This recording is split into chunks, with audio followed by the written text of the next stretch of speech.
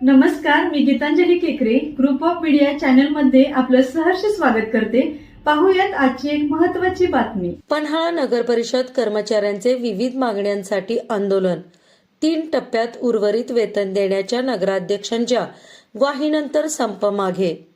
पन्हाळा शासनाकडून मिळणाऱ्या सहाय्यक अनुदानात होत असलेल्या कपातीमुळे आणि वेळेवर वेतन न मिळाल्यामुळे पन्हाळा नगर परिषदेच्या कर्मचाऱ्यांनी आक्रमक भूमिका घेत आंदोलन पुकारले होते।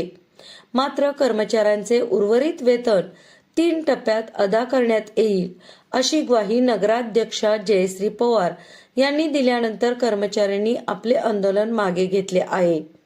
याशिवाय जानेवारी 2026 ते जून 2026 या 6 महिन्याच्या कालावधीतील कर्मचाऱ्यांची थकीत रक्कम नगर परिषद फंडातून त्वरित अदा करण्यात यावी। इथून पुढेही शासनाकडून कमी अनुदान मिळाल्यास वेतनातील उर्वरित रक्कम नगर परिषद फंडातून देण्याची कायमस्वरूपी तरतूद करण्यात यावी।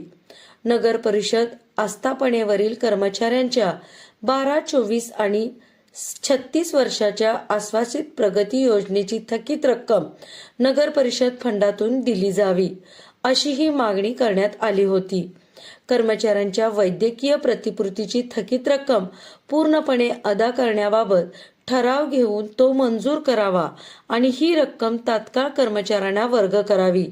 याच सोबत नगर परिषदेतील अधिकारी व कर्मचाऱ्यांना काम करताना नागरिक आणि लोकप्रतिनिधींकडून सन्मानजनक वागणूक मिळावी अशी मागणीही लावून धरण्यात आली होती।